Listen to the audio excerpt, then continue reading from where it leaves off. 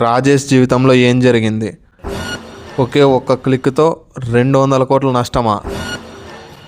అంతకీ రాజేష్ ఎవరు, ఏం చేశాడో మొత్తం వివరాలు తెలుసుకోవడానికి పూర్తి వీడియో చూడండి.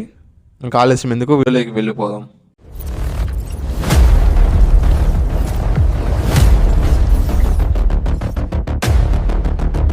రాజేష్ ఒక స్టార్టప్ కంపెనీలో ఐటీ ఎంప్లాయీ. 30 లక్షల ప్యాకేజ్తో హై లెవెల్ లైఫ్ లీడ్ చేస్తున్నాడు మన రాజేష్కి అంత ప్యాకేజ్తో శాలరీ ఉన్నప్పటికి కూడా తన ఈఎంఐలు, పిల్లలు, వాళ్ళ చదువులు, దానివల్ల శాలరీ సరిపోయేది కాదు.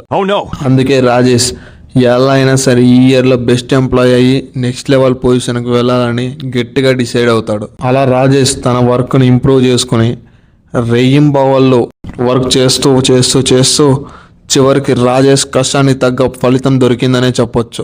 ఆ సంవత్సరం ఎట్టకేలకు బెస్ట్ ఎంప్లాయీ అవుతాడు మన రాజేష్. ఇక్కడి నుండి మొత్తం కథ మొదలవుతుందప్ప. అలా రాజేష్ ప్రమోషన్ కొట్టాడు కదా, ఆ మరుసటి రోజు రాత్రి కూడా రాజేష్ వర్క్లో ఉంటాడు. అప్పుడే శాలరీ ఇంక్రిమెంట్ అని ఒక మెయిల్ వస్తుంది. అందులో click here for employee verification అని ఉంది. రాజేష్ అప్పుడు ఏం ఆలోచించకుండా నిద్రమత్తులోని క్లిక్ చేశాడు. అంతే, ఇంకా అయిపోయింది మొత్తం. అక్కడ యాక్సెస్ గ్రాంటెడ్ అని పడింది. Database connected to other system అని వచ్చింది. ఫైల్స్ మొత్తం ట్రాన్స్ఫర్ అవుతున్నాయి. ఆ టైంలో ఏం చేయాలో రాజేష్కి అర్థం కాలేదు.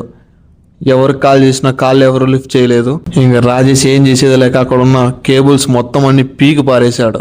అప్పటికే సైబర్ నేరగాళ్ళు డేటా మొత్తం ట్రాన్స్ఫర్ చేసేసుకున్నారు. ఇప్పుడు రాజేష్కి మెయిల్ వచ్చింది కదా, ఆ మెయిల్ని ఫిషింగ్ మెయిల్ అంటారు. ముందుగా మనం ఈ ఫిషింగ్ మెయిల్ అంటే ఏమో తెలుసుకుందాం.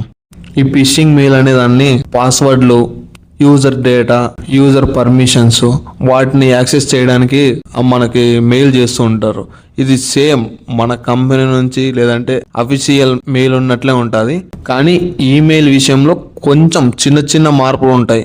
వాటిని మనం గమనిస్తే ఇలాంటి వాటిని అధిగమించవచ్చు. ఏదైనా లింకుల విషయంలో మాత్రం మనం క్లిక్ చేసేటప్పుడు అది మెయిల్ ఎక్కడి నుంచి వచ్చింది, ఆ మెయిల్ ఎవరిది, ఈమెయిల్ ఎవరిది, అవుట్లుక్ ఎవరిది అని 1కి 2 సార్లు డబుల్ చెక్ చేసుకుంటే మంచిది. ఓకే, మన రాజేష్ లైఫ్లోకి వెళ్దాం. కట్ చేస్తే మార్నింగ్ అందరూ ఎంప్లాయీస్ వచ్చి వాళ్ళ సిస్టమ్స్ ముందు కూర్చొని లాగిన్ అవుతున్నారు.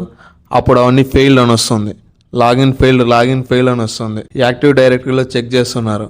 అక్కడ యూజర్స్ లిస్టే లేదు. సెక్యూరిటీ అనలిస్ట్ వచ్చి ఏమైందా అని ఆరాధిస్తే రాజేష్ సిస్టమ్ నుంచి ఇలా జరిగిందని తేల్చి చెప్పేశాడు. అప్పుడు రాజేష్కి అందరి ముందు చాలా అవమానం జరిగిందని చెప్పొచ్చు. ఎందుకంటే 2 రోజుల కిందటే తనకి బెస్ట్ ఎంప్లాయీ అవార్డు వచ్చింది. ఇప్పుడు వెంటనే ఇలా జరగడం అంటే ఎవరికైనా పెద్ద అవమానం అనే చెప్పొచ్చు. మన రాజేష్కి అయితే అది ఎప్పటికీ చెప్పుకోలేని అవమానం అనే చెప్పొచ్చు. అంతా ఇలా ఉండగా రాజేష్ సిస్టమ్కి ఇంకొక అలర్ట్ మెయిల్ వచ్చింది. అందులో ఏముందంటే 200 crores అమౌంట్ డీల్, మనీ మొత్తం ఇస్తే డేటా రిటర్న్ చేస్తా అని హ్యాకర్స్ అలర్ట్ పంపించారు. అప్పుడు చేసేది ఏం లేక డీల్కి కంపెనీ ఓకే చెప్పింది. ఎందుకంటే ఆ డేటా 500 crores వాల్యూ చేసేది. అలా రాజేష్ విషయంలోనే కాదు, మన జీవితంలో కూడా ఇలా జరిగే అవకాశాలు చాలా ఉన్నాయి.